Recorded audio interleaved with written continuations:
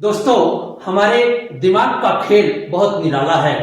दुनिया की सभी लड़ाइयां पहले दिमाग में लड़ी जाती हैं, फिर मैदान में। इसलिए अपने दिमाग का विशेष ध्यान रखिए और इसके बेहतर तरीके से पोषण देने के लिए 5 चीजें हमेशा ध्यान रखें। ध्यान से सुनिए। पहली चीज जो आपके दिमाग को पोषण देती है, थिंक पॉजिटिव ऑल टाइम। हमेशा सकारात्मक सोचें। कहा जाता है positive thinking does not guarantee success but negative thinking guarantee failure. आप आपके थॉट के प्रोडक्ट होते हैं। जैसे दिमाग सोचता है, शरीर वैसा ही रिएक्ट करता है। कहते हैं what is happening in your brain that is making your body change. दूसरी जो चीज आपके ब्रेन को पोषण देती है वो है बी हैप्पी ऑलवेज। हमेशा खुश रहें, प्रसन्न रहें। कहा जाता है कि प्रसन्न चित्त में ईश्वर का वास होता है और जो लोग उदास होते हैं, कहते हैं चांडाल उनके इर्द गिर्द घूमते हैं। खुशी से हमारे दिमाग में खुशी के हार्मोन्स निकलते हैं जो हमारे शरीर पर एक पॉजिटिव इंपैक्ट डालते हैं। और तीसरी चीज जो हमारे दिमाग को पोषण देती है वह है क्रैक जोक्स विद फ्रेंड्स। दोस्तों के साथ हंसी मजाक करते रहिए। जीवन में हंसने का कोई न कोई बहाना ढूंढते रहना चाहिए। कोई बात मिले तो हंसिए, नहीं मिले तो बिन बात के हंसिए। मनोविज्ञान कहता है कि हंसने से खुशी के हार्मोन्स रिलीज होते हैं जो हमारे शरीर को पॉजिटिव एनर्जी देते हैं, जिससे हमारे स्वास्थ्य पर सकारात्मक प्रभाव पड़ता है। और वो चौथी चीज जो हमारे दिमाग का पोषण करती है वो है ध्यान रखने वाली don't stay alone for long time, यानी कि लंबे समय तक अकेले न रहें। मनोविज्ञान कहता है कि अकेलापन निराशा और भय पैदा करता है जो अनेक तरह की बीमारियों का आमंत्रण करता है, क्योंकि अकेलापन हमेशा नकारात्मक थॉट पैदा करता है जिससे हमारा शरीर रिएक्ट करता है।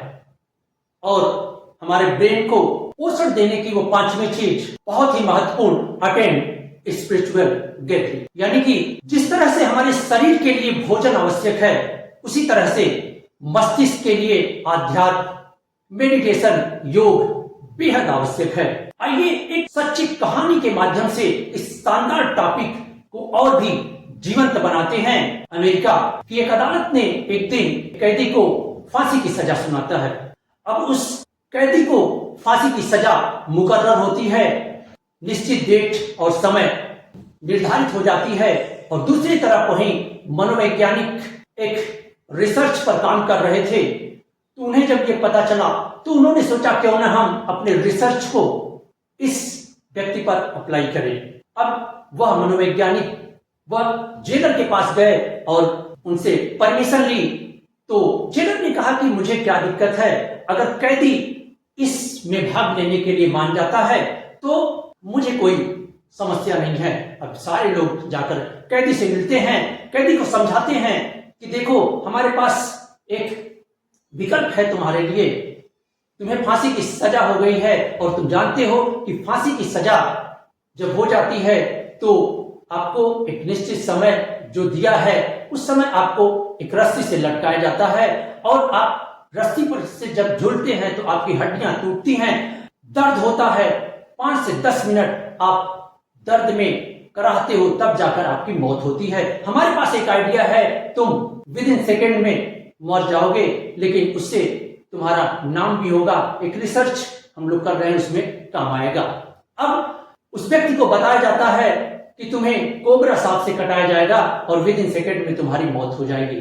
तो कैदी ने सोचा कि जब मरना तो है ही है तो क्यों ना किसी न किसी काम में आ जाया जाए। तो वह इस बात को मान लेता है कि आपका मैं सहयोग करूंगा। वो समय आता है, उस डेट को उसे एक हॉल में बिठाया जाता है, कुर्सियों पर बिठाया जाता है और सारी प्रक्रियाएं पूरी करने के बाद वहां पर मनोवैज्ञानिक, डॉक्टर, जेलर सभी लोग मौजूद होते हैं। अब सामने से एक व्यक्ति कोबरा सांप लेकर आता है। अब जब कोबरा सांप लेकर आ रहा है और जब 10 फुट दूरी पर रहता है तो पीछे से मनोवैज्ञानिक उसे इशारा करता है वहीं रुकने का। और फिर जो एक रूल है, एक नियम है कि कैदी को जिसे फांसी दी जाती है उसे काले कपड़े से उसका चेहरा ढका जाता है। अब वो प्रक्रिया थी, उसे काले कपड़े से उसका चेहरा ढक दिया गया। उसके बाद मनोवैज्ञानिक ने इशारा किया कि जो कोबरा सांप लिया था वो वहीं से चला गया। वहां पर दूसरा व्यक्ति आया जिसके हाथ में निडल थी, सुई थी 2, और वो आता है और उस व्यक्ति के हाथ में वो निडल चुभाता है। बहुत ही आश्चर्यजनक घटना, निडल चुभाने के कुछ ही सेकंड बाद उस व्यक्ति की मृत्यु हो जाती है। अभी इसके बाद और भी आश्चर्यजनक तब हुआ जब उस व्यक्ति का पोस्टमार्टम हुआ और पोस्टमार्टम में ये पता चला कि इसकी मौत जहर से हुई है, पॉइजन से हुई है। तो यह लोगों को सोचकर बहुत हैरानी हुई। लेकिन ये प्लेसिबो इफेक्ट है, हमारा दिमाग जैसा सोचता है वैसा ही रिएक्ट करता है, और उस व्यक्ति के दिमाग ने खुद जहर पैदा किया और उस व्यक्ति को मार दिया। ये कहानी आपको बताती है कि हमारा मस्तिष्क इतना पावरफुल मशीन है, वो जो चाहता है वो कर सकता है। आपको इस कहानी में कौन सी बात अच्छी लगी हमें कमेंट कर बताएं। अगर आपके जीवन में इससे कुछ भी बेहतरी आई है तो हमें कमेंट करके जरूर बताएं, और ऐसे ही वीडियो के लिए हमें फॉलो करते रहें।